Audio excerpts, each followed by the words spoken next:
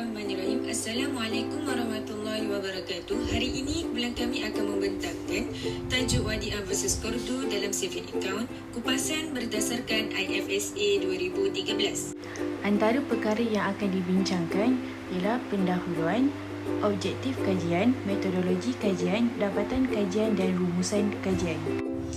Pengenalan perbankan Islam. Malaysia mempunyai dua jenis bank, iaitu bank bersistem konvensional dan bank bersistem Islam.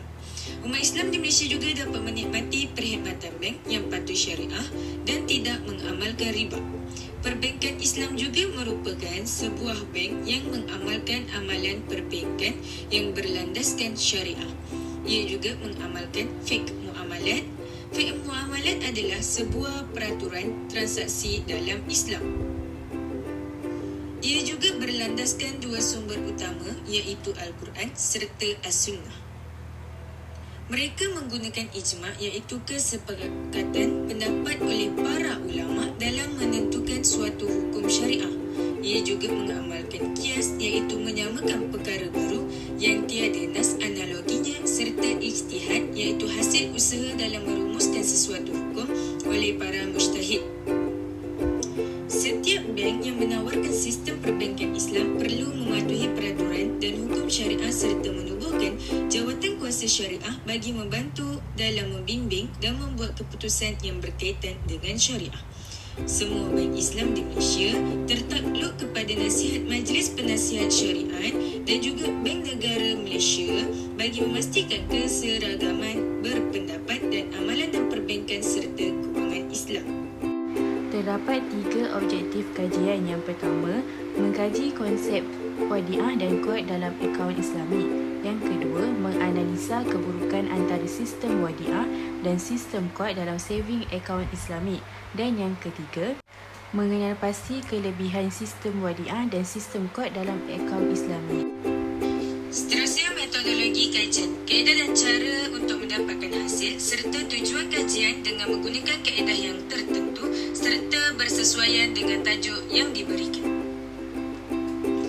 Kaedah kebiasaannya menggunakan teknik mengumpul, menganalisis data dan mereka bentuk. Kaedah kualitatif telah digunakan, iaitu rujukan yang diambil daripada sumber sekunder, iaitu bahan-bahan bertulis seperti jurnal, artikel dan sebagainya. Konsep wadiah dan konsep kod.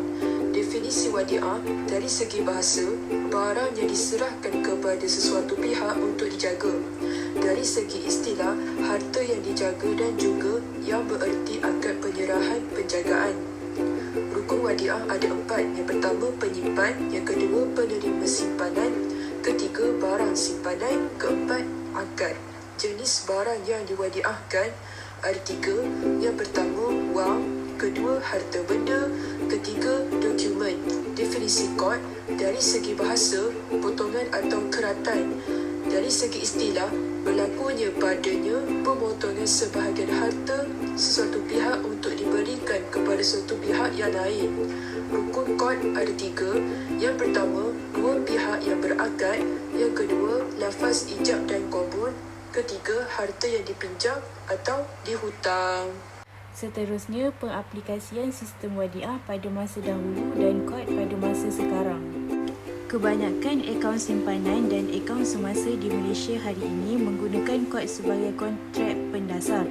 Sebelum ini, akaun simpanan atau semasa menggunakan wadiah, namun telah bertukar kepada kod selepas polisi dokumen kod oleh BNM dikeluarkan.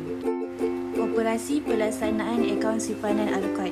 Kemasukan anak Islam dari Timur Tengah telah memperkenalkan penggunaan akad kod. Menerusi akad kod, pendeposit yang mendeposit wang mereka di bank menjadi pihak yang memberi pinjaman. Bank selaku peminjam pula mempunyai hak untuk menggunakan wang dan juga menjamin akan memulangkan kesemua deposit pelanggan. Pelaksanaan kontrak kod. Pelanggan akan membuat deposit kepada bank, manakala pihak bank akan menerima deposit. Deposit yang diterima akan menjadi milik bank. Kod hubungan dengan pelanggan adalah kreditor. Pihak bank perlu memulangkan deposit kepada pelanggan jika pelanggan ingin membuat pengeluaran. Deposit yang diberi menjadi hak milik bank. Pengaplikasi kod bermakna tiada sebarang penambahan kepada bayaran.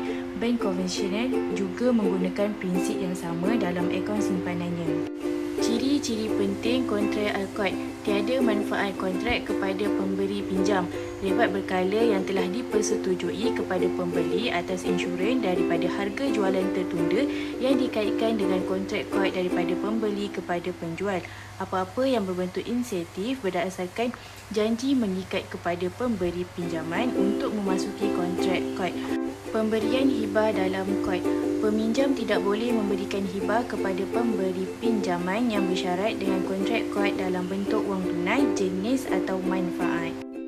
Yang ketiga, manfaat atau pendapatan kepada peminjam. Peminjam berhak mendapat apa-apa faedah atau hasil yang diperoleh daripada wang yang dipinjam. Yang keempat, pembayaran balik kod.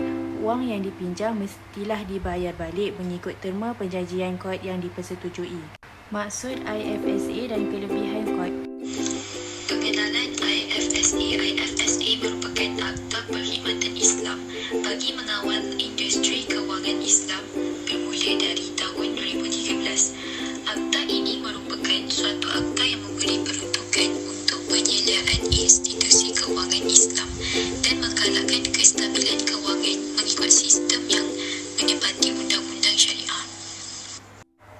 Kelebihan kontrak kod adalah kontrak ini dapat menyumbang kepada pembangunan ekonomi yang berlandaskan syariah dan memudahkan pengguna membuat pinjaman tanpa faedah. Jaminan diberikan juga ke atas keselamatan barang pengguna dan mereka tidak akan menghadapi sebarang kerugian. Secara keseluruhannya, akaun deposit yang berasaskan konsep wadiah menyamai kontrak kod. Oleh yang demikian, segala hukum hakam, peraturan dan syarat-syarat yang terdapat dalam kontrak kod adalah terpakai dalam akaun deposit yang berasaskan wadiah. Justru itu, antara peraturan utama yang perlu dipatuhi adalah pemegang amanah wajib memulangkan semula jumlah wang yang sama seperti yang dipinjamkan tanpa dikenakan sebarang lebihan.